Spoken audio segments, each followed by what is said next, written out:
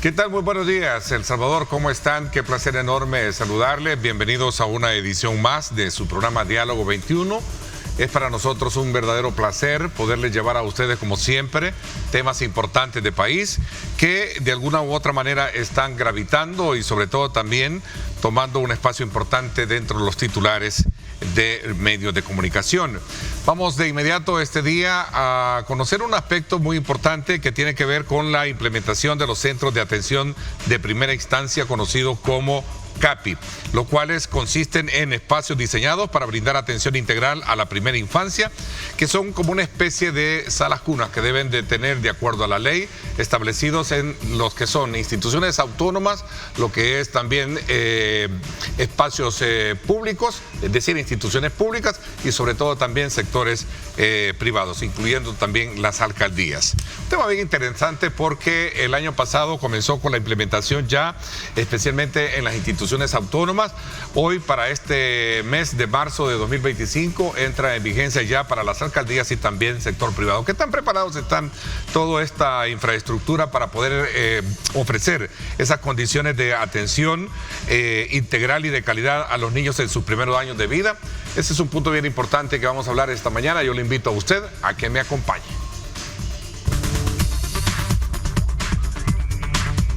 Los centros de atención a la primera infancia en El Salvador son espacios diseñados para brindar cuidado y educación integral a niños de los 45 días de nacidos hasta los 4 años.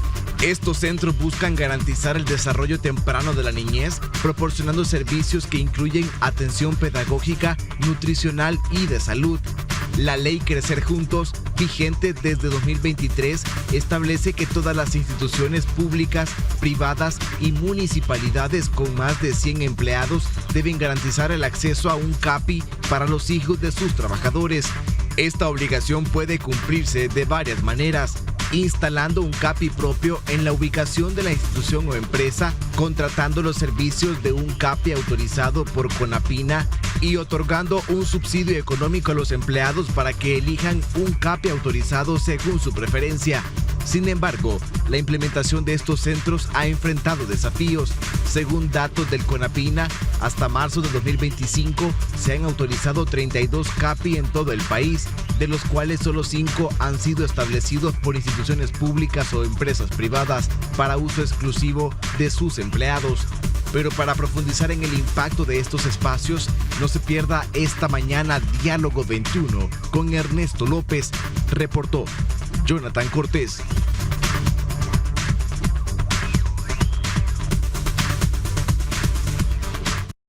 Bien, muchísimas gracias, Jonathan, por poner en perspectiva precisamente todos esos elementos que vamos a abordar esta mañana con nuestro invitado, y quiero darle la más cordial bienvenida al licenciado Manuel Rosa. Él es un experto en Derecho Laboral. Muchísimas gracias por acompañarnos. Bienvenido, licenciado. Gracias, buenos días.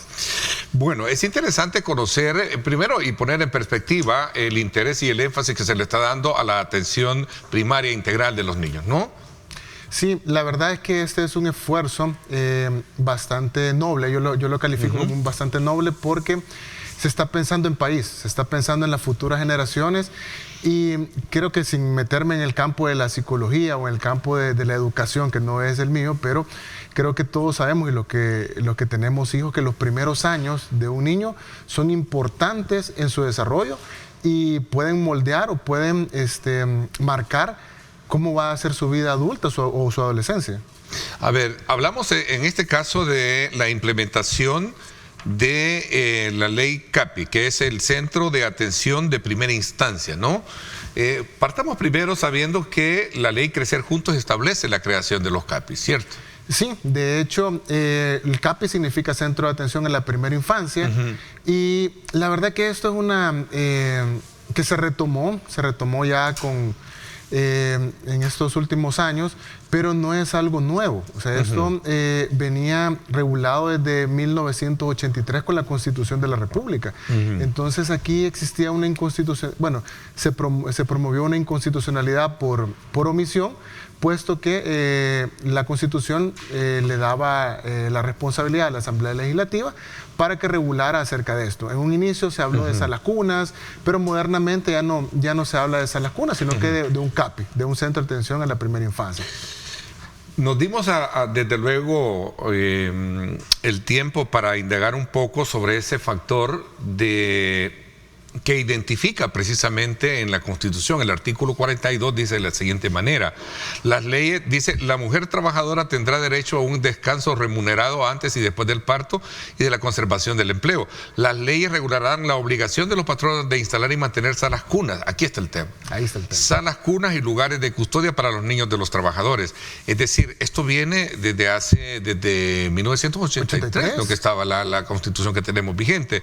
Luego, recuerdo que la Sala de lo Constitucional ordenó crear la famosa ley para salas cunas también, que es esta misma. No, de hecho sí, esto ha venido evolucionando. De hecho existió una ley de salas cunas, pero luego por me imagino, estudios que se hicieron por parte del CONAPINA, por parte del gobierno, pues se decidió derogar esta ley e incluirla en lo que se conoce como en la ley nueva que regula la Crecer Juntos. La ley Crecer Juntos. La ley Crecer Juntos que lo estableció. O sea, esta vino a sustituir todo esto, pero ¿por qué en el tema, y siendo abogado, por qué en el caso de la Constitución particularmente?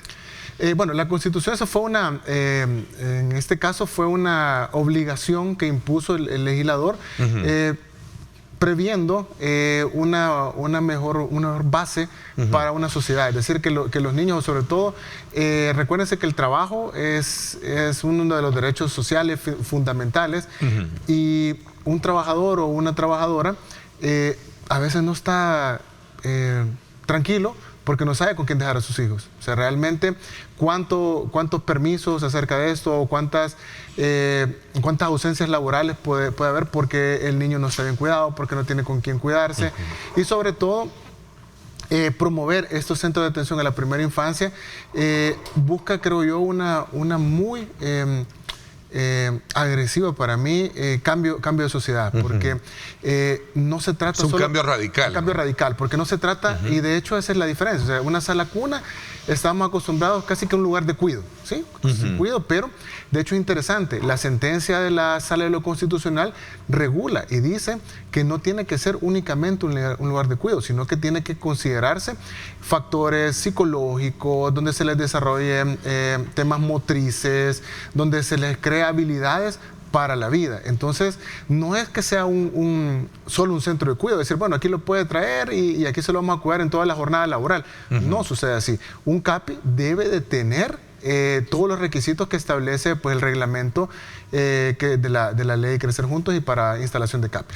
Es decir, pero sí hay una marcada diferencia. Entonces, veamos un poquito el tema de la diferencia entre lo que es una sala cuna y, en este caso, lo que es una CAPIS, ¿no? ¿Sí? Correcto, sí. Ahí está, gracias, producción. Es decir, hay una marcada diferencia, sobre todo cuando hay un énfasis en el tema educativo. En la sala cuna se tiene que garantizar un resguardo del menor, ¿no? Exactamente, un resguardo, pero con un CAPI estamos hablando de estimulación. Bueno, los expertos y los profesionales en esto sabrán que es una estimulación para motriz, una estimulación psicológica, una estimulación para que empiecen a desarrollar lógica, educación. Obviamente el cuidado personal tiene que estar por profesionales. Si estamos hablando de educación, tienen que ser personas que en efecto tengan esta experticia para poder hacerlo, lo que no sucedía en una sala cuna, ¿verdad? Entonces, y creo que en el tercer punto es un punto clave, brindar atención integral. O sea, integral, para mí esa es la palabra clave, porque no se trata, como repito, de solo cuidarlos o resguardarlos, sino que tiene que haber integridad, es decir, considerar todos los aspectos para un desarrollo de los niños. A ver, decía de que la implementación de los CAPI inició con las instituciones autónomas. Esto fue el año pasado, ¿no?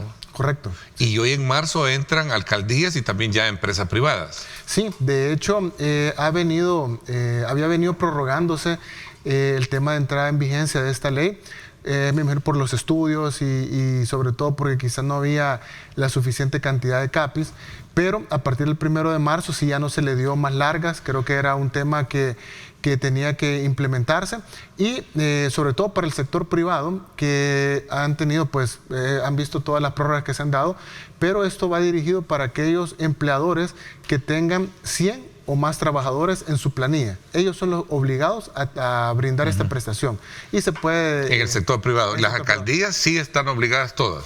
Las alcaldías están obligadas a tener un CAPI, correcto. E incluso habla de gratuitos para ofrecérselo a la población y garantizar el desarrollo integral de la niñez, la primera infancia. Ok, estamos hablando también de infraestructura, costos operativos, etcétera. Sí, estamos hablando de instalar, estamos hablando de tener un lugar adecuado.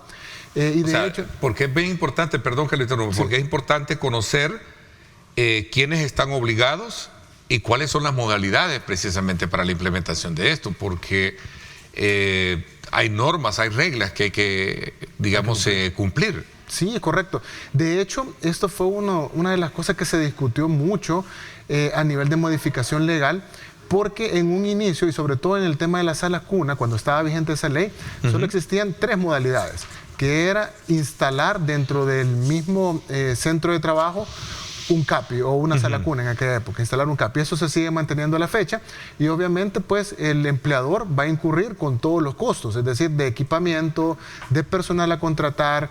¿Qué es lo que no incluye? Pues no incluye, por ejemplo, los pañales, la comida, medicamentos, este tipo de situaciones no incluye, pero luego el equipamiento y el personal a contratar va por parte del empleador. Luego está la siguiente modalidad que también subsiste, que es coaligarse, es decir, que varias empresas de una misma circunscripción territorial, decía en aquella época la ley de salas cunas, pero hoy es el mismo municipio, puedan coaligarse o unirse y crear un CAPI, es decir, que varias empresas unan esfuerzos y se pueda crear con las mismas características, ¿verdad? A costo de los empleadores y obviamente brindarlo gratuitamente para sus colaboradores. Luego está la otra modalidad que hasta antes de la modificación de la ley Crecer Juntos, era quizá la que más se estaban decantando todos los sectores privados.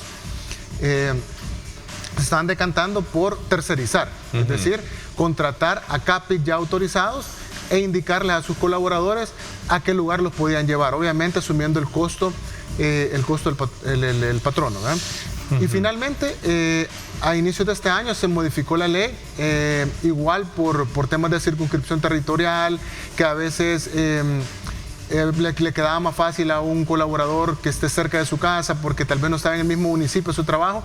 Entonces se dio la opción de entregar este dinero al colaborador, pero tiene que buscar un CAPI que esté autorizado dentro de su... Debe de estar autorizado. Exactamente, no puede ser cualquier kinder, no puede ser cualquier guardería, tiene que ser un CAPI autorizado. Es ese punto importante y quiero poner en relieve, amigos que nos están sintonizando, porque es la implementación de los CAPI como parte del cumplimiento de la ley Crecer Juntos, que obliga precisamente a las instituciones autónomas, ¿verdad?, alcaldías y empresas privadas a la instalación precisamente de este tipo de modalidades para la prestación del servicio a las mujeres cuando van a tener el bebé, ¿sí?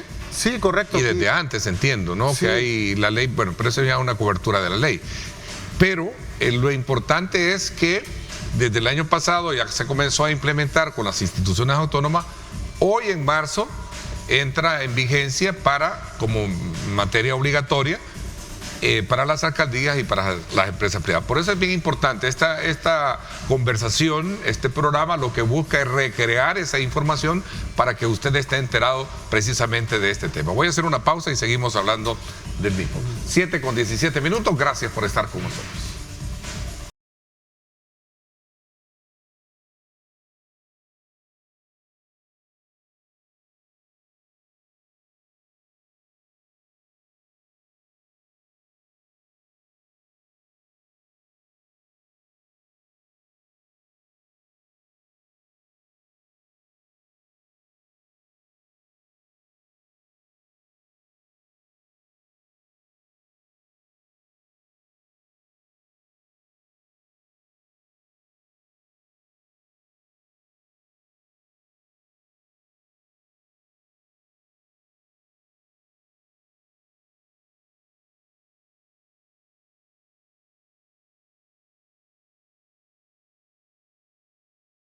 Y por supuesto, la hora precisa para saborear una taza de café, y qué rico es disfrutar de café rico a esta hora de la mañana. Una buena recomendación para que usted, acompañándonos en el programa, también pueda disfrutar de café rico, el café perfecto. Disfrútelo porque rico es calidad. Así es que buen provecho. Continuamos nuestra conversación con el licenciado Manuel Rosa. Él es experto en Derecho Laboral y estamos hablando acerca de la implementación precisamente de los CAPI, que son espacios importantes para recrear lo que son la atención integral de la primera infancia, estimulación, educación, cuidado personal, monitoreo de crecimiento, pero estamos hablando de qué representa en materia de cumplimiento de esta normativa frente a la realidad de en este caso, sectores privados particularmente. Usted me decía que dentro de esa modalidad que le corresponde al CONAPINA, poder de alguna manera evaluar, es el ente regulador y también es el certificador o autorizador de los espacios. ¿Tiene la opción una empresa que no pueda tener a lo mejor la infraestructura adecuada, poder contratar los servicios aparte, cierto? En esa parte nos quedamos. Exacto, sí, de hecho esa es la tercera modalidad, puede tercerizar este cumplimiento. Esta prestación, este cumplimiento. De hecho sí, fíjese que en la ley Que Ser Juntos aparece como una prestación laboral. Entonces, el patrono que tenga pues 100 o más empleados en su planilla está en la obligación de buscar cualquiera de las modalidades que hemos platicado. Y esta de tercerizar o de buscar un CAPI autorizado, si tienen duda, pues a la fecha hay 32 CAPI autorizados. Esto pues lo he tomado de fuente de la página del CONAPINA. Ustedes pueden ver por departamento cuántos CAPI autorizados existen, ¿verdad? Pero también cabe preguntarse, bueno, ¿qué edades cubre esta prestación? Y algo muy importante, en la Constitución habla, si usted se fijó, de mujeres, pero esta prestación abarca tanto al padre como a la madre. ¿En qué sentido al padre? Es decir, si el papá... puede darse el caso, por ejemplo, que la mamá trabaje en una empresa que no tenga 100 empleados en planilla. Entonces, el patrono o el empleador no está en la obligación de brindarle esta prestación, pero puede ser que el papá sí trabaje en una empresa donde hay más de 100 empleados. Entonces, en este caso, el papá puede solicitarle a su empleador el beneficio CAPI en cualquiera de las modalidades. Esto es bien importante. El empleador es el que elige cuál modalidad va a entregar como prestación laboral. ¿Sí? Entonces no es que... Recapitulando las modalidades. Sí, es instalar un CAPI dentro de las instalaciones del centro de trabajo, coaligarse o unirse a varias empresas para instalar un CAPI en el mismo municipio, tercerizar, es decir, contratar un CAPI que esté autorizado para que los hijos de los empleados puedan asistir, y cuarto, que el propio trabajador busque un CAPI autorizado y el empleador sea quien le va a entregar el equivalente al costo. ¿Verdad? Esto es importante también. Los costos no es que el colaborador o el trabajador va a elegir el CAPI que el que le gusta, pero digamos que en temas de costos hay unos aranceles establecidos por el CONAPINA. En este momento estamos hablando de $172 y centavos, $152 y centavos mensuales para entregar como costo máximo de CAPI. Y hay una matrícula que también anda por los $32 aproximadamente. Todo eso está en la página del CONAPINA, donde ustedes pueden informarse más. Esto es un tema creo que importante, y conocer que no solo abarca para las mamás, sino que también abarca a los papás y también incluye hijos por adopción y que estén en las edades de 0 a 4 años. A ver, nos dimos también a la tarea en la preparación de nuestro contenido de investigación periodística y logramos encontrar este mapa que identifica los centros de atención a la primera infancia autorizados por los departamentos en San Miguel, Usulután, La Unión, Morazán, ¿cierto? Es correcto. Usted puede ver en verde, o todos pueden ver en verde, que son los departamentos donde existen CAPIs. Por el momento hay 32 autorizados, y vemos que no tiene Santa Ana, Sonsonate, y en la zona central Chalatenango no tiene. Obviamente San Salvador es el que tiene más CAPIs autorizados, luego le sigue pues La Libertad, San Miguel, y finalizamos con Aguachapán. Pero sí, todavía, obviamente, estamos a un par de meses que ha entrado en vigencia la ley, y esperamos que con el transcurso del tiempo, del año, pues puedan irse autorizando más CAPIs, porque sí creo que es importante resaltar que esto es una iniciativa que tiene un fundamento o una visión de país. Es decir, recuérdense que la primera infancia es clave para el desarrollo de un ser humano. Bueno, y acotando de nuevo la implementación de estos espacios diseñados para atender a la madre, a los niños, ¿verdad? Incluyendo también los padres, y en este caso la cobertura tiene dentro de los requisitos la empresa para la cual él trabaja, es decir, que tenga identificada precisamente que sí debe de implementarse esta situación, es que entró en vigencia hoy en marzo. Pues eso es lo importante de todo esto. ¿Qué pasa si una empresa no cumple con estas, con estos requisitos, con la implementación de los CAPIs? Sí, si entra en vigor hoy, en marzo de 2025, tal y como lo dijo, se estableció en su momento, ¿cuáles son las sanciones? En este caso, estamos hablando de multa para el multas, empleador. Estamos hablando de multas que van desde los 50 hasta los 100 salarios mínimos mensuales del sector comercio. Entonces estamos hablando que no es una multa menor. Podrá decir alguien, bueno, pero hay empresas que probablemente tengan el músculo financiero para hacerle frente a una multa de este tipo. Dice la ley Crecer Juntos que el hecho de pagar una multa no releva al empleador de instalar esta prestación, es decir, va a tener que pagar la multa y además puede ser objeto de seguir siendo fiscalizado por no cumplir con la prestación. Hay una gran diferencia, de nuevo acotando, entre lo que es una sala cuna y lo que es un CAPI. Un CAPI, ¿no? Correcto. Un CAPI es más integral. Un CAPI integral es complementario, correcto. Estamos hablando de que hay calidad educativa, que estamos hablando de que se preocupan por la psicología, que se preocupan también por la ley Crecer Juntos lo define, por un cuidado cariñoso y sensible.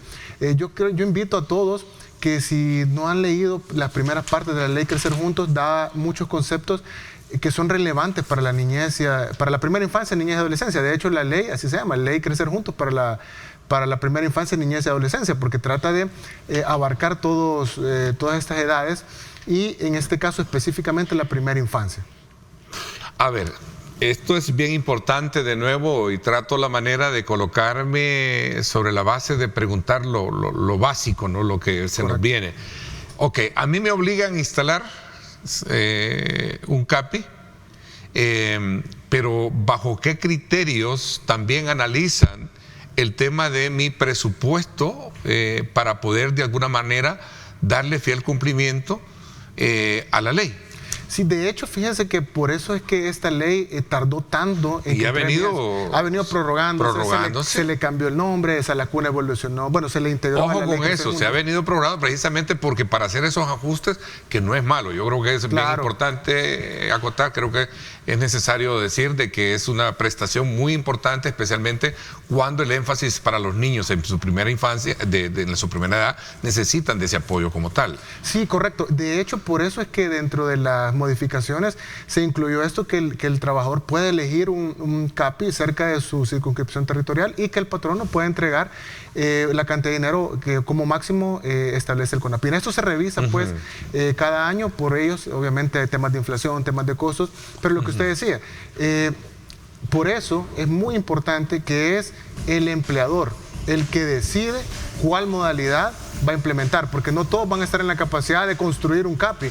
Puede ser que a otros les salga mejor contratar uno ya instalado, o por el contrario, es decir, cerca, como vimos en Aguachapán, que hay uno y una persona trabaja en Santa Ana, pero vive en Aguachapán. Bueno, el trabajador vive en Aguachapán, él puede llevar a su hijo cerca de su circunscripción territorial. Bueno, el tiempo se nos agotó, pero el propósito, insisto, de traer este tema es para mantenerlos a ustedes, tanto empleadores como empleados, conocedores de este nuevo sistema de implementación de los centros de atención de primera instancia, conocido como CAPIs, los cuales, de acuerdo a la misma ley, entraron en vigencia para ser implementados el año pasado para las instituciones autónomas. Correcto. Y hoy en marzo entra para las alcaldías y también para empresas privadas. Un punto bien importante ya para cerrarlo es el hecho de que existen 3 modalidades para su fiel cumplimiento. Ya lo mencionábamos en reiterada ocasión, para de alguna manera poder dar y cumplir con esta, digamos, con este requisito o con este aspecto que exige la ley Crecer Juntos. Eso es bien importante. Bueno, el tiempo se me fue. Quiero agradecerle el que me haya permitido, licenciado. Gracias por su visita. Gracias a todos y muchas gracias por la invitación. Gracias. Vámonos a la pausa y cuando regresemos, por supuesto, continuamos con más interesantes temas para su...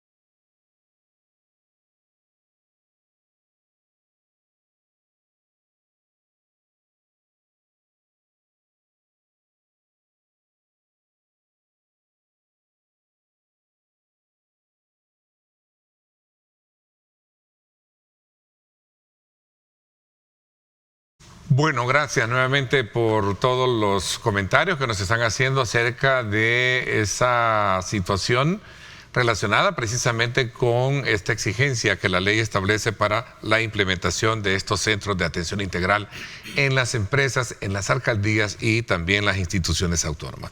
Vamos a pasar ahora en los siguientes minutos a hablar acerca del trabajo que se está llevando a cabo el Cuerpo de Bomberos de El Salvador y particularmente hoy de cara a lo que ya se conoce como el plan o la implementación del plan vacacional.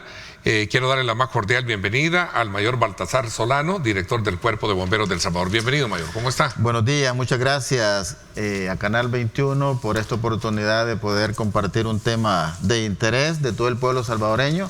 Somos una institución 724 y hoy, como usted muy bien lo apuntaba, en las vísperas de la vacación, esta pausa laboral que tanto la diáspora, turistas internacionales y nuestro pueblo salvadoreño pues toman a bien vacacionar en nuestras playas, en nuestros ríos, lagos, es decir, en todos los centros turísticos de nuestro país. Muchas gracias. Ok, ¿y cuáles son las principales acciones que el Cuerpo de Bomberos está implementando o tiene preparado para poder de alguna manera garantizar durante este periodo vacacional toda su atención?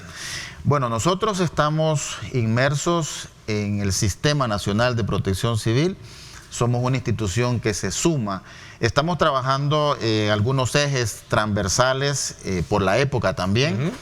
Estamos primero desde el 3 de marzo generando limpiezas en los ríos, en las quebradas, es decir, haciendo acciones de mitigación previo a la época lluviosa, es decir, ya tuvimos algunas lluvias, sin embargo, estamos empeñados en esta labor, cumpliendo el mandato de nuestro presidente Nayib Bukele, es decir, anticipándonos a los hechos, trabajando de manera articulada como Sistema Nacional de Protección Civil. La época seca también nos trae algunos inconvenientes, por así decirlo, es decir, los incendios en maleza, incendios forestales, incendios de interfaz que suelen pasar por la época, porque hay una vegetación dispuesta, porque tenemos altas temperaturas, porque tenemos vientos, pero la causa de los incendios siempre sigue siendo factor humano, de manera accidental o manera intencional. No es por el viento, no es porque la vegetación está seca, sino hay... ¿Hay imprudencia en el manejo de...? Incluso hay pirómanos. Hay personas que toman a bien ver fuego, le prenden fuego al bosque. Y luego... pero deben de saber lo que eso es un... Primero, es un riesgo, es poner en riesgo a muchos y es un delito. Es un delito. Es un delito. Así que también tenemos ese tipo de personas, tenemos esas causas. Y voy a poner ejemplos. Cuando estamos atendiendo o han habido ocasiones en donde estamos atendiendo un incendio, nosotros técnicamente a un incendio paralelo le llamamos un foco secundario, porque suele pasar que una chispa viaja por el viento, obviamente, e incendia otra zona del bosque, pero una chispa no puede viajar 1 kilómetro, por ejemplo. 2 kilómetros. Y luego encontramos algunos focos en donde sin duda alguien le prende fuego, con alguna razón, obviamente. Y luego, aparte que estamos en las limpiezas de las quebradas y ríos, que también, dicho de paso, aprovechamos para decir al pueblo salvadoreño no lanzar basura, porque esto obviamente acumula taponamientos, entragantes, quebradas, y por ende tenemos las famosas inundaciones. Okay, luego, estamos hablando incendio, ¿cómo se le llama esto? Es como una especie de inundaciones si se prevé, porque de repente nos viene la lluvia. Ayer tenemos lluvia, amanecimos con lluvia aquí en el área metropolitana, San Salvador. Entonces, por eso decía que desde el 3 de marzo estamos haciendo este tipo de acciones de mitigación. Y por lo tanto, hacemos la recomendación al pueblo salvadoreño no lanzar basura. Cuando vamos a las inundaciones encontramos los tragantes tapados o obstruidos debido a la basura. Luego, la atención de los incendios forestales en maleza y de interfaz que tenemos en esta época, sin dejar de lado pues todas las emergencias afines a nuestra institución, es decir, incendios, rescates en altura, incendios en vehículos, etcétera. Y luego, preparándonos para la época o a la víspera de esta pausa, de esta vacación que los salvadoreños tienen. ¿Qué hacemos en esta vacación como cuerpo de bomberos? Más allá de sumarnos al plan que tiene la Dirección General de Protección Civil. Ok, quedémonos ahí. Quiero un poco, antes de entrar allá, ¿qué van a hacer o cómo están preparados para enfrentar la fuerza del periodo vacacional? Antes de todo lo que me ha mencionado, existe, sin duda alguna, un trabajo de promoción, de indagación y sobre todo también de inspección para poder de alguna manera prevenir todas estas situaciones que hemos estado hablando en primera instancia, ¿no? Qué buena pregunta, y esto da pie a hacer énfasis en que gracias a Dios y gracias al pueblo salvadoreño, hoy, desde finales de marzo, tenemos una reducción de un 30% de las emergencias. Yo tengo acá algunas estadísticas. ¿Y por qué digo que es buena su pregunta? Porque los planes de prevención, los planes de mitigación que nosotros lanzamos es con base a las causas de los incendios que tenemos. Entonces, tenemos más de 120 inspectores y capacitadores todos los días en el terreno, haciendo inspecciones en el comercio, en la industria, en instituciones públicas. ¿En escuelas, por ejemplo? En escuelas. Y luego hoy tenemos una reducción del 30% en todas las emergencias. Es decir... Era necesario acotar ese punto importante, porque correcto. Si no entramos a un proceso de reconversión, digamos, personal, difícilmente vamos a poder de alguna manera llegar a controlar situaciones de emergencia que a veces se dan por la misma imprudencia de uno. Perfecto, por eso decía importante su pregunta, porque el cuerpo de bomberos antes tenía 7 inspectores nada más. Simplemente no podíamos tener la capacidad de estar capacitando, haciendo inspecciones y obviamente atendiendo emergencias. Ahora, esta reducción, y ojalá primero Dios se mantenga, esto da pie a esa iniciativa del señor presidente Bukele en generar o incorporar estos recursos, tantos humanos en cuanto a equipo, y aquí tenemos los resultados. El hecho de capacitar, de equipar y de dotar de todos los recursos a una institución de servicio es salvar vidas. En este caso, el señor presidente Nayib Bukele, ¿qué es lo que está haciendo? Salvando vidas, propiedades y medio ambiente, equipando a nuestras instituciones. Y hacía referencia que antes teníamos 7 inspectores, ahora tenemos más de 120 y ahora resulta que las emergencias las tenemos en un 30%. ¿Qué indica esto? Esa labor que estamos haciendo de prevención en todo el comercio, la industria, centros escolares, instituciones públicas. ¿Cómo lo hacemos? Identificando aquellas causas que tenemos de incendios que nos han generado aquellos picos, por ejemplo, cilindros de gas, cortocircuitos, etcétera. Nuestros programas van orientados a ello, es decir, las capacitaciones van orientadas a cómo debemos tener nuestras instalaciones eléctricas, qué hacer con el gas propano que tenemos en nuestras casas. Sí. Es decir... El manejo práctico de algo que es cotidiano, permanente, frecuente, como es encender una cocina, por ejemplo. Es correcto. Que a mí me pasó una experiencia, y perdón un poco, voy a colocarme por delante en un ejemplo, que había una especie, llegamos a una de nuestras casas y llegamos y encontramos de la familia, y encontramos un fuerte olor a gas. Entonces, lo primero que dijo mi hijo, el menor, papá, se siente un gran olor a gas.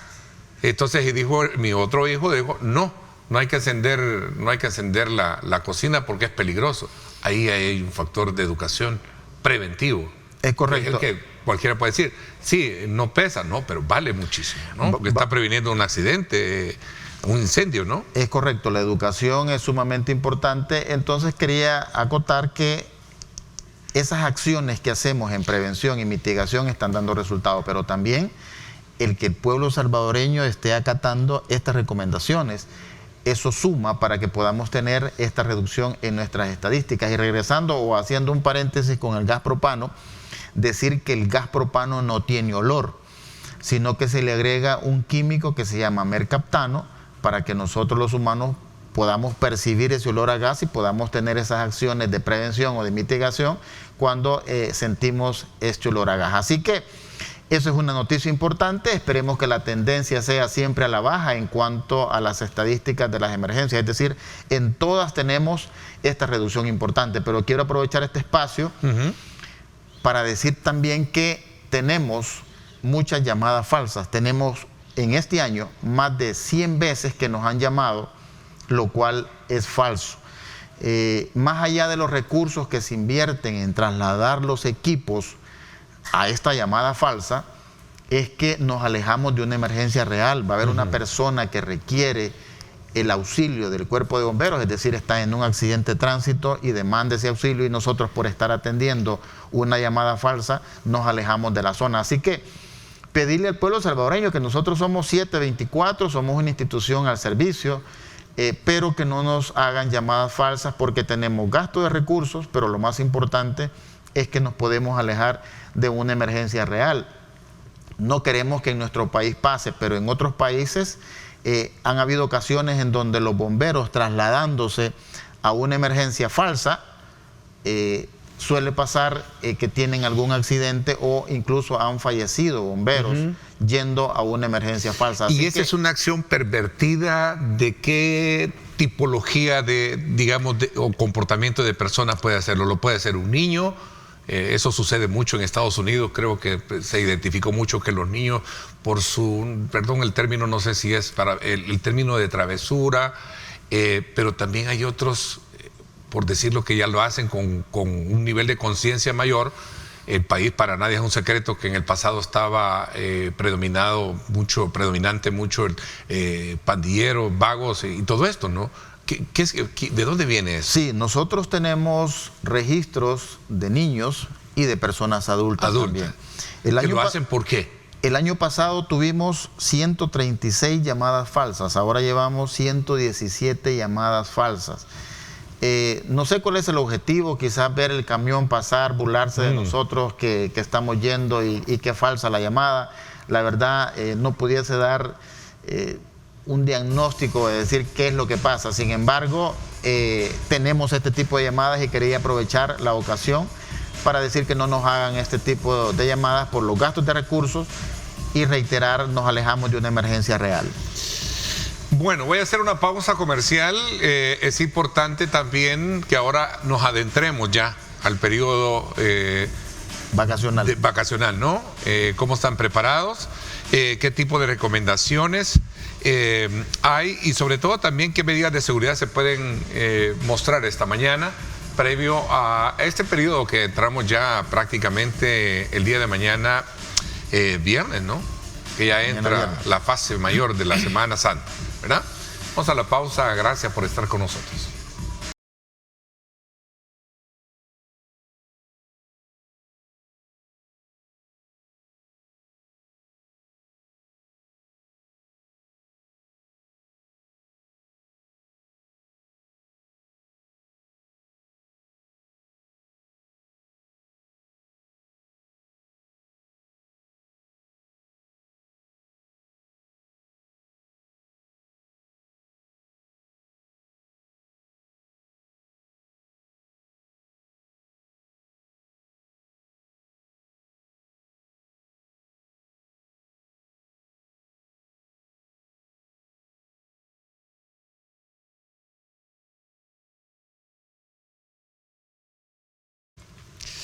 Bueno, gracias nuevamente por estar con nosotros.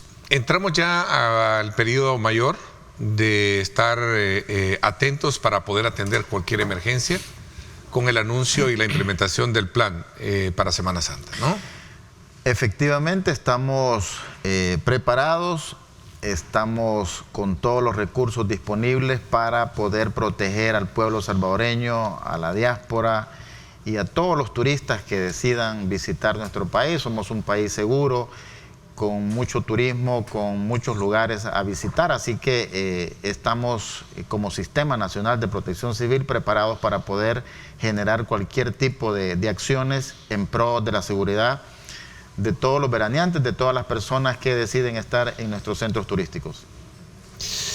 ¿Cuáles son, digamos, los énfasis del plan para poder atender? Por ejemplo, una de las cosas que siempre ha sido motivo de preocupación es el tema de los accidentes viales. Definitivamente nosotros, y gracias por la oportunidad de estos espacios que nos brindan, generamos en este caso una serie de recomendaciones. Primero, si vamos a salir de casa, hay algunos electrodomésticos que deben de quedar desconectados definitivamente, ventiladores, equipos de sonido, planchas, etcétera.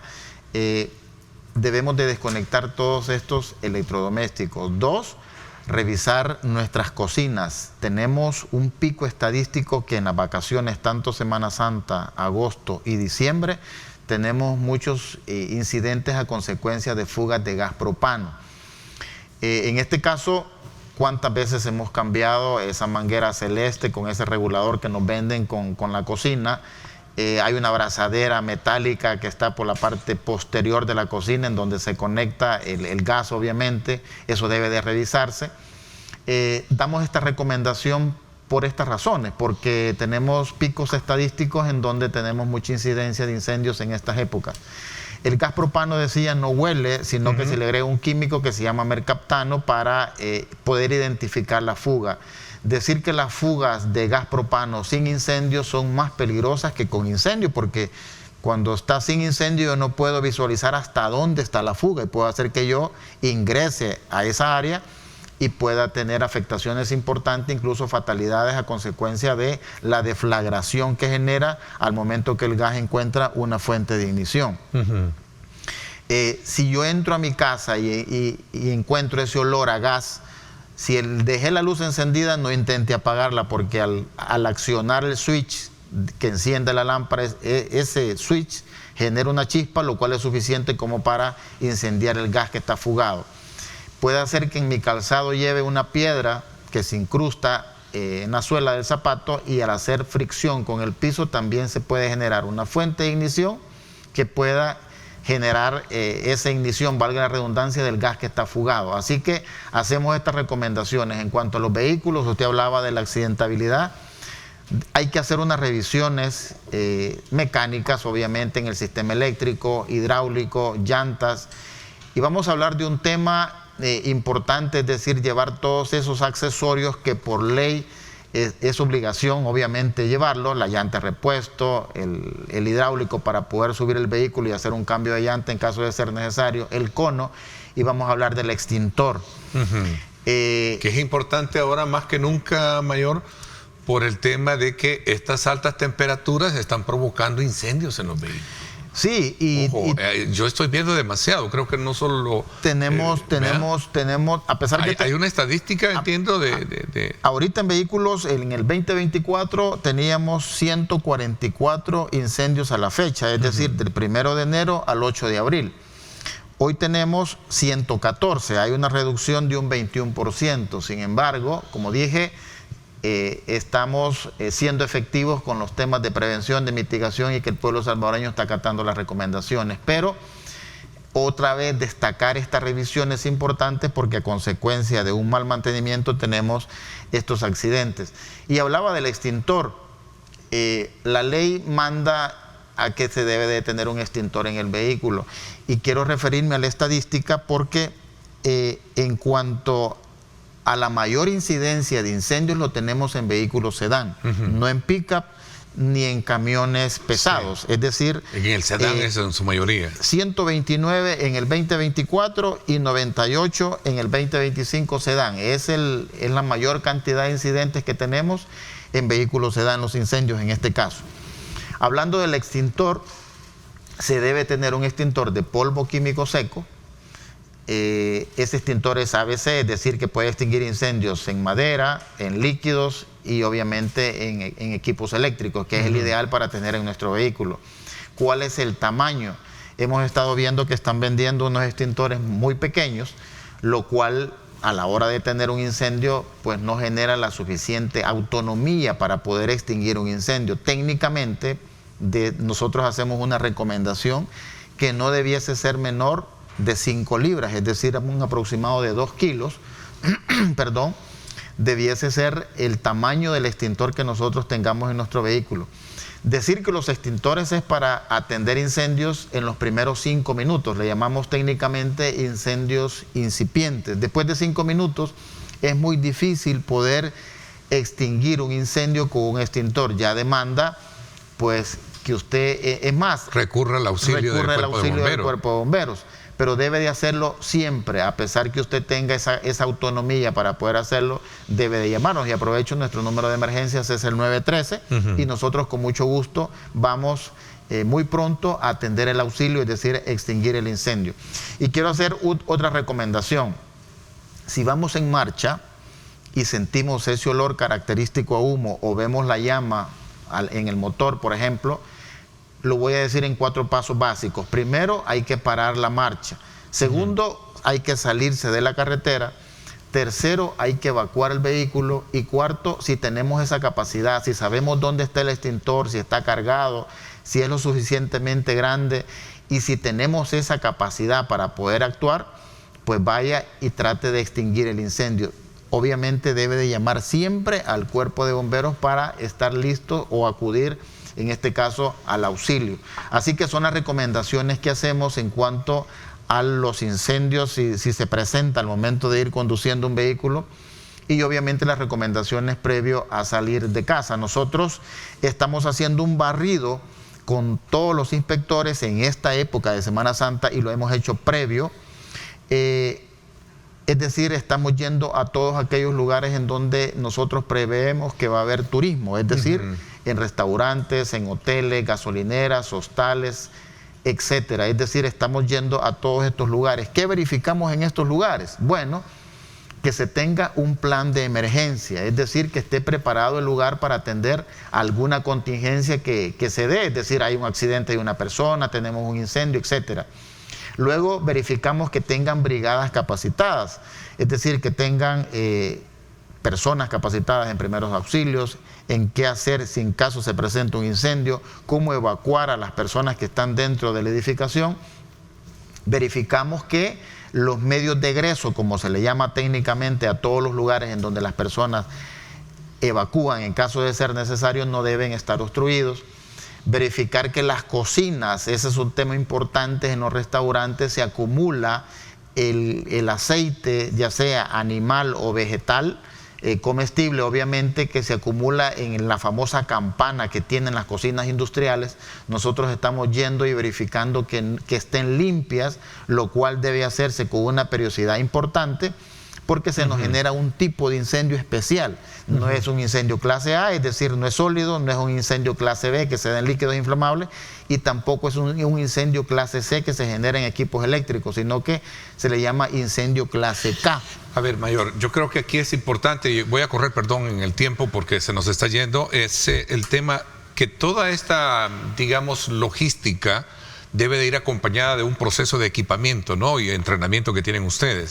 ¿Qué tanto o de qué manera el equipamiento proporcionado, en este caso a través del presupuesto que se les asigna, ha mejorado esa respuesta de emergencia de la que estamos hablando? Bueno, nosotros Por eso decía, estamos con más de 120 inspectores en la calle todos los días verificando el sector y comercio. bien equipados, a eso me refiero. ¿Existen las condiciones de equipamiento necesarios para poder darle respuesta a esa emergencia? Definitivamente. Yo ingresé al Cuerpo de Bomberos en el 91, en donde teníamos un casco viejo y una Ahora el capa presupuesto vieja. lo cubre. Ahora tenemos un presupuesto, tenemos los recursos necesarios, los bomberos tienen equipo de protección personal bajo norma, no es industrial, bajo norma, es decir, equipo profesional para el Cuerpo de Bomberos.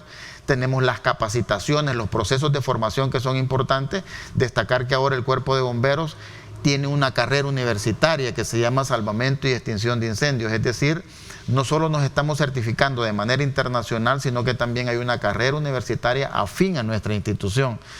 Estos procesos deben de ser integrales, equipamiento, talento humano, procesos de formación, porque uno solo no basta, sino que debe ser integral para poder generar una buena respuesta, para cortar los tiempos, para ser más eficientes, para ser más eficaces y, por qué no decirlo, para ser oportuno cuando el pueblo salvadoreño nos lo demanda.